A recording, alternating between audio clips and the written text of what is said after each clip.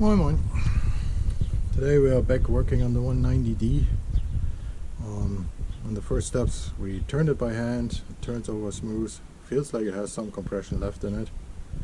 I mean, it has been sitting a long time, so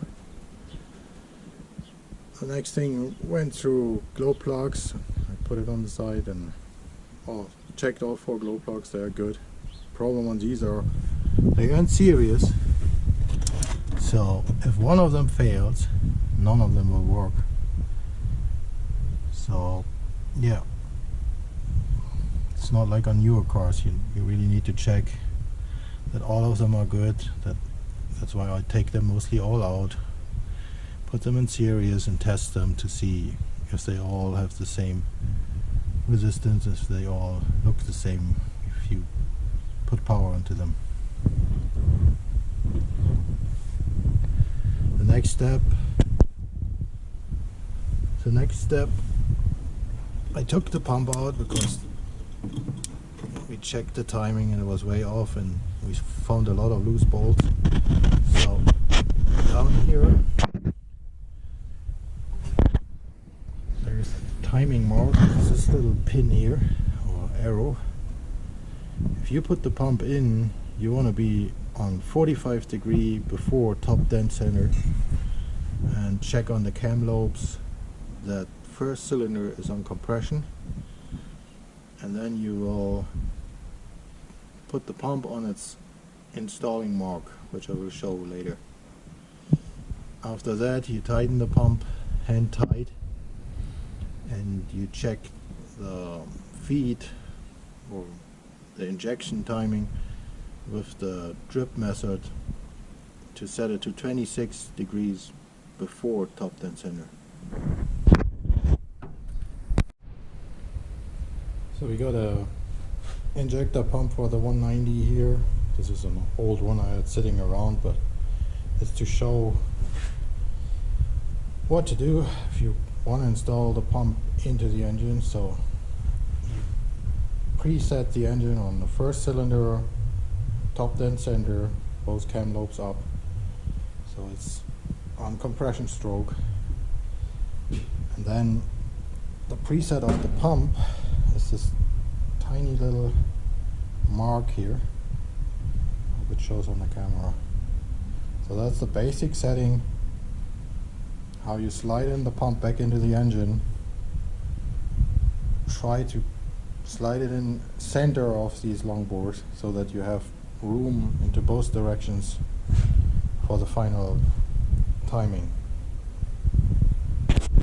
Once the pump is in and you remove the delivery valve, put the overflow pipe on top, you want to turn the engine clockwise to the 26 degrees. That's your begin for fuel delivery. That's where we want to set it, that it starts slowly turning into a drip. You always want first a stream, and then at 26 degrees you want it to turn into a slight drip. So once the pump is in, you remove the delivery valve holder of cylinder number 1. So you take this one out. Inside you will find the delivery valve with the spring on top. There's also a small copper washer, so you have to be careful. You take the spring out, you take the delivery valve out. It's this plunger here. Keep the seat in the pump with the copper ring. Put this back in, torque it down, and this way you're set to do the timing with the drip feed method. This is your basic setting that you need so that you can overflow cylinder number 1 that you can set the timing.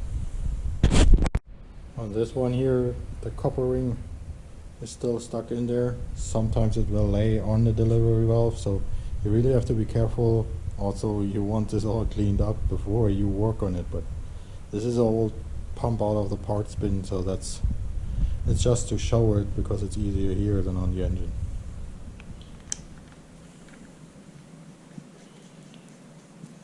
Once you got it back in,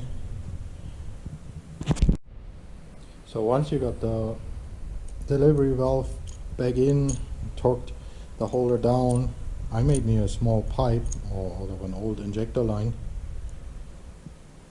That way it's not that messy. You install that on top. Weird doing it one-handed now with a pump loose on the table. It's then like this. So you normally you got your hand primer pump here. So you set the engine to 26 degrees before top dead center. You start pumping on the hand priming pump, and it will start. You will normally have a steady flow of diesel coming out. So while you got the flow, you can, by moving the pump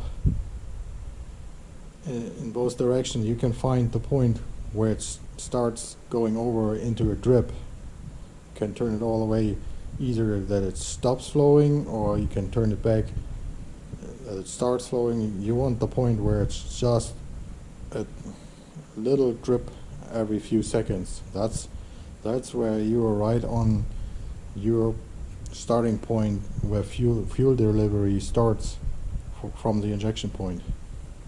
So if you can match that with 26 degrees on the engine, 26 degrees before top dead center on the engine, and get this to just the drip, then you're set on your delivery. So you want to set timing to 26 degrees. Where I normally start is the engine is still sitting on 45 where you installed the pump, and I'm starting to pump the hand primer, and you should have a steady flow, and then slowly turning the engine towards 26 degrees.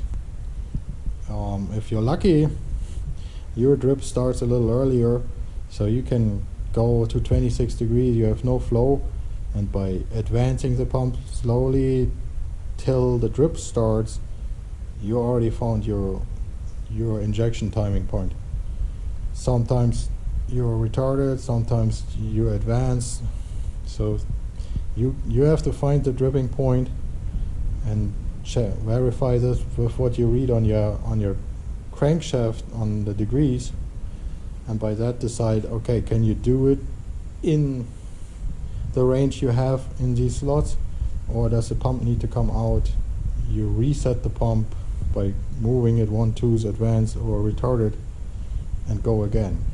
But your basic goal is that if you turn the engine slowly towards 26 degrees, at 26 degrees your steady flow of diesel turns into a slight drip, where every few seconds you have one drip. That's the goal, that is the perfect timing that you want. Since I got this pump already here on the workbench, easy to open, this is the rack that adjusts your fuel flow depending on how much you depress the throttle and the governor. On these pumps, the rack is also vacuum actuated, so that's the membrane here in the back, which the more vacuum is applied, it will pull the rack back. Once you open the throttle, the rack will go forward and give more fuel. A lot of times when this membrane starts cracking or has a leak, or there's a vacuum leak from the throttle body to the membrane, the rack will open up because it's spring loaded in the back. You got the spring sitting on here, and then the cap on top with the lever. If this starts leaking, you will see that your idle will go up. You can't turn your idle down. It will not adjust anymore, right? So that's your first clue. If you have idle problems, most likely you have a vacuum leak or the membrane is going bad. Since I got this pump already here on the workbench, easy to open, this is the rack that adjusts your fuel flow depending on how much you depress the throttle and the governor. On these pumps, the rack is also vacuum actuated, so that's the membrane here in the back, which the more vacuum is applied, it will pull the rack back. Once you open the throttle, the rack will go forward and give more fuel. A lot of times when this membrane starts cracking or has a leak, or there's a vacuum leak from the throttle body to the membrane, the rack will open up because it's spring loaded in the back. You got the spring sitting on here, and then the cap on top with the lever. If this starts leaking, you will see that your idle will go up. You can't turn your idle down. It will not adjust anymore, right? So that's your first clue. If you have idle problems, most likely you have a vacuum leak or the membrane is going bad.